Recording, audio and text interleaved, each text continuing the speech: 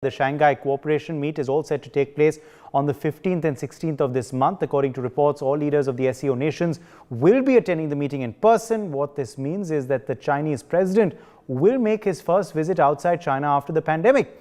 Prime Minister Modi will be attending the meeting as India and China disengage at the LAC at the Gogra-hot Springs friction point. The Russian president will be in attendance amidst the Russia-Ukraine war, which has been going on for 8 long months. And the Khazakhastan president will also be attending after a massive protest earlier this year, which claimed the lives of over 200 Kazakh citizens. As the leaders of the SCO nations head to Uzbekistan, where the meeting is slated to take place, it holds significance as it comes at a time when the member nations are embroiled in a multitude of challenges, from the Russia-Ukraine war to tensions in the Taiwan Strait to US's new front of a biotech production war within China. The challenges that the SCO leaders are facing are profound. How they tackle them, of course, is what the world is intently watching. Joining us at this point is Wing Commander Praful Bakshi, former chief spokesperson of the IAF. We have Major General A.K. Sewach, former head of Territorial Army, joining us live. Manish Chand, Director, Center for Global India Insights, is joining us live. Also with us is Gautam Mukherjee, senior journalist. Wing Commander Bakshi, let me begin with you first. How significant and important is the SCO summit this year?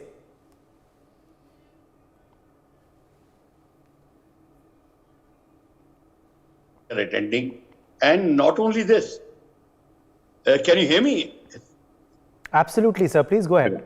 Yeah, they're going to be meeting with Joe Biden on the side, and Prime Minister Modi is going to meet the President Xi Biden, and not only this, in advance, as you have noticed, the troops on the Ladakh border have started, disengaging. This has been done to actually create a very nice atmosphere, and Shanghai cooperation will bring about a number of points which are very important from the angle of China-India relationship, the Russia-China and Russia-India relationship, and even America-India relationship and China-India relationship. So this aspect is going to be very important.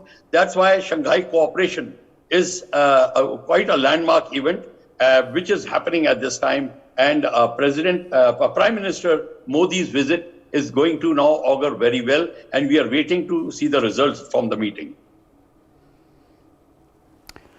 Yes, Major A.K. Sewach, of course, a very crucial meeting which will be taking place. What are the main issues? What are the main issues that you believe will be on the agenda?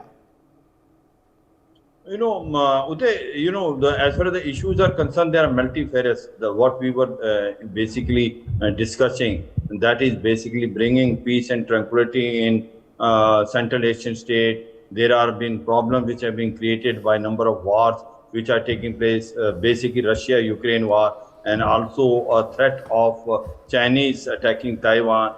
And you remember what has happened today itself, that Azerbaijan and Armenia, fight has again flared up.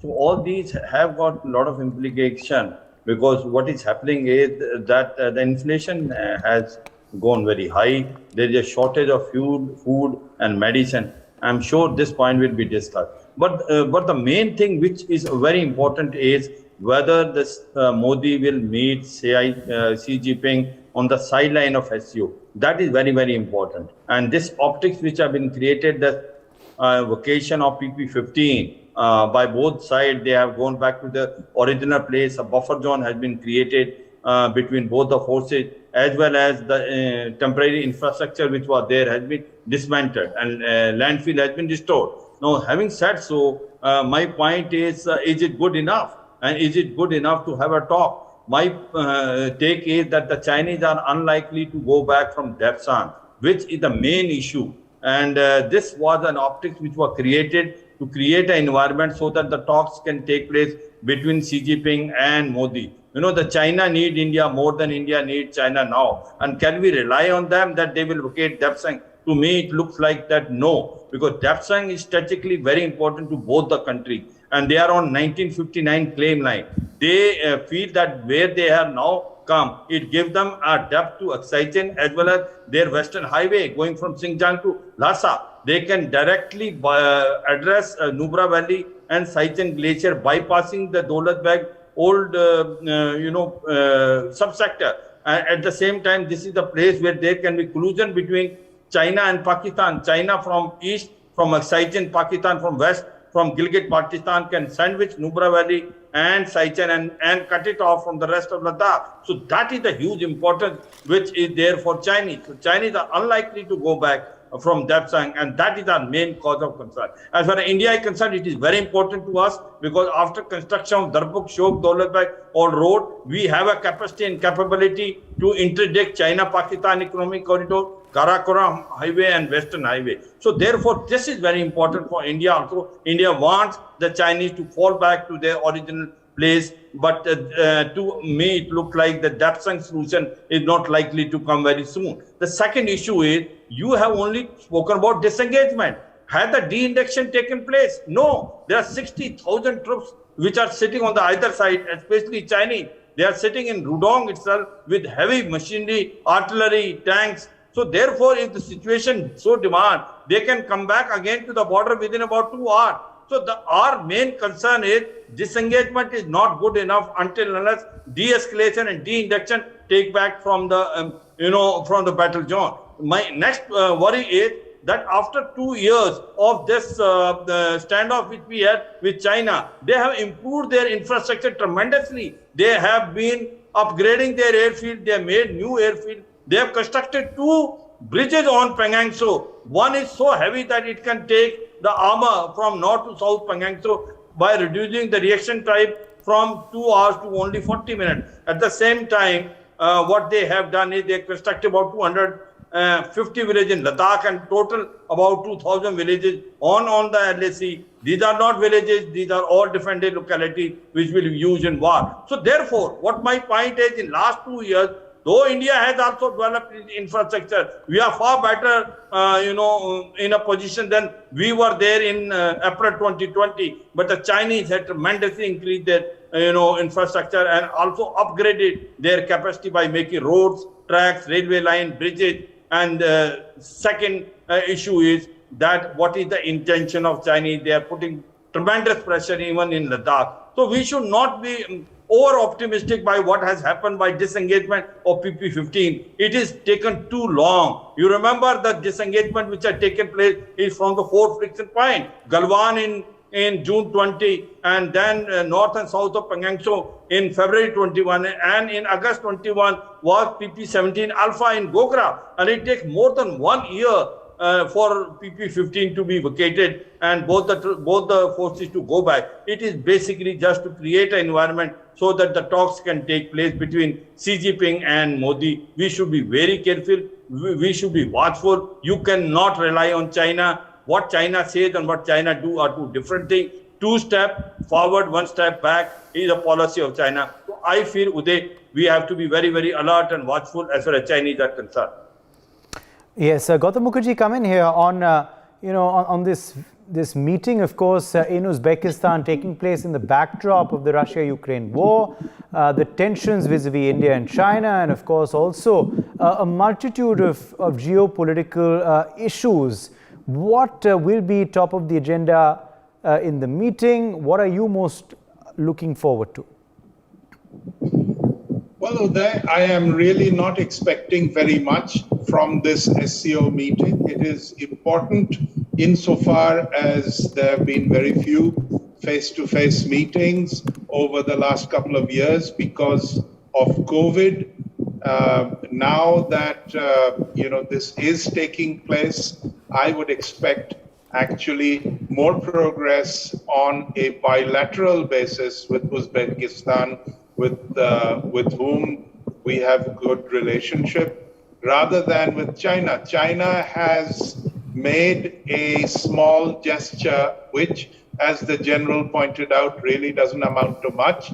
I think the pressure on the Dapsang plain will come from the new 500-acre airfield we're building right on the Ladakh plain, overlooking that very area, which will, in a way, when completed, nullify Chinese designs of not budging there, not even including it in the 16 rounds of talks by saying this does not compose any kind of encroachment that has happened in 2020 or thereafter.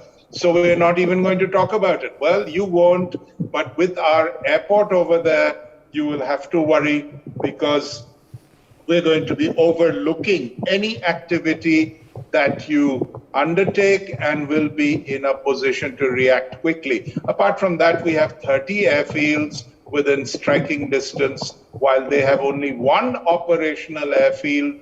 And this is really an air oriented war, whether it is done with UAVs or it is done with actual aircraft. We can go up with full loads of armaments.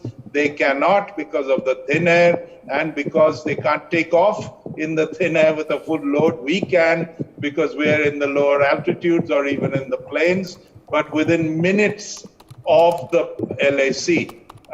As far as other bilaterals possible in SCO, well, that's a good thing. But China is living in a fool's paradise if it thinks it can throw us a trinket or two and expect Modi to budge from his positions. Besides, I don't think at the top level there will be any detailed talk on anything. This is a meet and greet at best.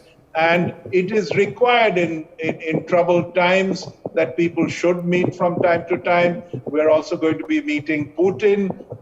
It's a nuisance that Pakistan will also be there, but several other members of the SCO are worth meeting from the Indian point of view to keep our diplomacy going and to look for opportunities of closer cooperation. Nothing much is expected from China for us to talk of, de-escalation of terrorism. Well, it's old hat. We can say it. They're not going to listen, and that will be that. Uday. All right. Let me, in fact, also quickly bring back in, or rather bring in Manish Chand at this point on the broadcast as well. Manish Chand, as we build up, of course, to this SCO summit, India and China. Manish Chand, can you hear me? Okay. I think we have lost that connection with Manish Chand, it seems. Let me go across to Wing Commander Bakshi. Wing Commander Bakshi, Modi and Xi also in the same room. Modi and Xi's meeting also pretty likely on the sidelines of this summit. How should that be viewed? That is a good news that Modi and Xi will be meeting. Now, Xi, as all our speaker have said, and we have discussed it a long time as to what China is doing in Temchok, what they're doing in entire area. The question is, Modi and Xi are going to meet because Xi's visit is here after a long time, and Xi is very interested that Modi's influence in the other Central Asian republics, especially Uzbekistan, Kyrgyzstan, etc., do not spill over. And Xi wants to negate the whole aspect. And especially there is a UGR problem of Xi, which is going to surface. Anti-terrorism operations are going to be discussed out here. And with Pakistan out there, which is on the sideline, Xi will look forward to make sure that he has Modi's, goodwill on his side. Xi is at the moment not going to trying not to upset Modi because Xi requires Modi more than at the moment anybody else. And Xi wants to make sure that also Russia is also, plays a neutral game, does not take too much aside of India. So between Modi and Xi, there are going to be a lot of discussion. And Xi also knows that there are a lot of other issues which are coming up. India is going to meet America, and America is going to announce, their independence from Chinese trade as far as biological, biotech substance are concerned. So this aspect also Xi is interested, and Xi is also interested that India's stand on Sri Lanka, India's stand on in the CPEC, etc., does not become too militant. and that is what Xi will be interested. So at the moment, Xi's mind is too much on the interest. They have spilled over in India's influence on Bangladesh is increasing after the Bangladesh Prime Minister's Bangladesh head of the state's visit very recently, and that is what China is now worried as to what India's stand is going to be of Nepal, Bangladesh, Sri Lanka, Pakistan, and does it affect China? Right. Let me also, in fact, get in Major General Sivach at this point as well. Major General Sivach, because this meeting will also be marking the first time that, that Xi Jinping will actually be leaving China after the pandemic. It's his first physical visit outside China, so pretty significant. Very correct, very correct. He is first going to Kazakhstan, then coming to Uzbekistan for having a SCO meeting. So the point is that no doubt, as far as India is concerned, this meeting is very important. We have a chance of meeting even Central Asian state leaders, starting from Uzbekistan, Tajikistan, Kyrgyzstan, and Kazakhstan. Also, there can be a sort of a bilateral meeting between India and China, in the sense Modi and Xi Jinping may meet it, because this is all has been orchestrated in a manner that there can be a meeting between both these leaders. But certainly India is very, very alert and alive. We are going to push across all the points which we want to say. But why China is interested in now talk is very obvious. See, China is diplomatically isolated on Taiwan issue, that as far as America is concerned, it is already cornered China. And there are not too many friends of China. And China has also learned a lesson from Russia-Ukraine war. So it needs friends. It does not want to does not want the relationship between India and China to go to an extent where there is a tension. So he wants to bring out this tension and lower down and have some sort of talk and have some sort of respectability. No doubt today China needs India more than India needs China. So possibly this chances of these talks are high, but still one can't be very sure, because the focus is going on this talk now. The rest other issues will be discussed, and very rightly you have brought it out. The Xi Jinping after the COVID-19, this will be a first visit to a foreign country, which he will be coming and attending SCO meeting. Remember that there is also Putin which is coming. Possibly there can be some talk between Modi and Putin also. And also we should remember that even Azerbaijan and Armenia war has flared up about Nagorno-Karabakh, where Russia plays a major role, and because Armenia has requested Russia to mediate, because this peace talk was going on earlier. Truce was established in 2 years back, but this war has again flared up, and anything which flare up again in Azerbaijan, Armenia will have adverse impact, because we are already having a war in Russia, Ukraine, and now in Azerbaijan, Armenia. Tension, Taiwan and China is not good for the peace and tranquility of the whole world, and this is a cause of concern. I suppose these talks in SCO summit, the more focus will be what will be the bilateral which India will do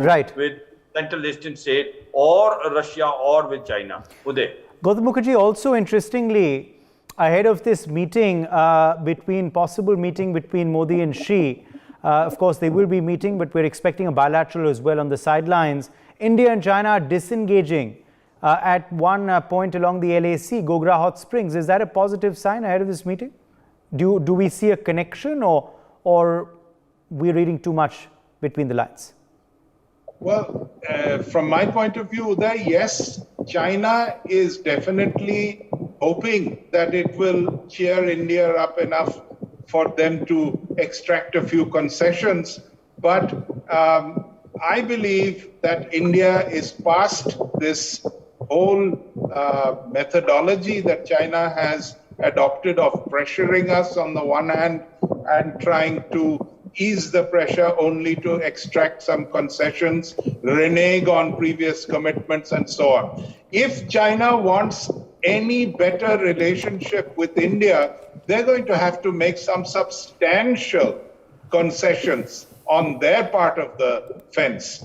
And this is the only, because we are proceeding without taking into account any overtures of Chinese diplomacy. We are strengthening our position on the borders. We are not taken in at all by what they are saying or what they have previously agreed to. In fact, we have thrown all that in the trash because it's really not worth the paper it was written on or the signatures that were put upon it.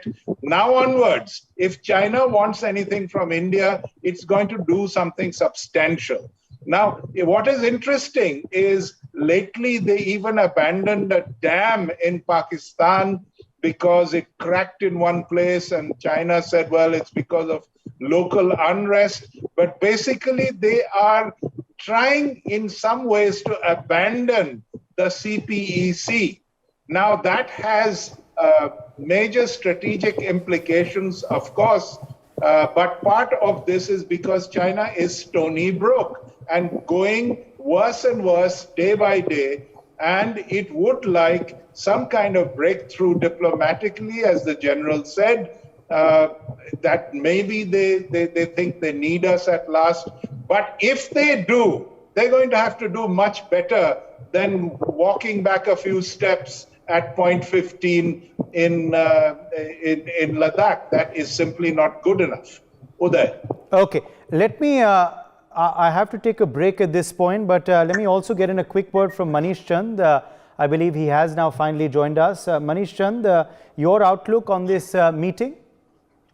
Right now there's just speculation, but you know, the withdrawal of troops from Gogra-hot spring is a very positive sign, and it signals China desire to seek some sort of, you know, accommodation with India on this issue, which has brought bilateral relations to an all-time low in recent past. Now, the important thing is that, you know, wherever we have made this very clear to China countless times, that only restoration of status quo ante on the border can lead to normalization of relations. Yes. You know, our foreign minister Jaishankar has told in, you know, world capitals everywhere that unless the Chinese troops withdraw and restore peace on the border, there will not be business as usual with China. So in a sense, this tenacity has paid off now. This whole thing is uncannily reminiscent of what happened in Xiamen, you know, ahead of the BRICS summit after the Doklam. So here is a positive sign. Okay, I'm afraid we've run completely out of time, so we're going to have to leave it at that. My thanks to all of our guests for joining us. For more such videos, subscribe to the NewsX YouTube channel, hit the bell icon.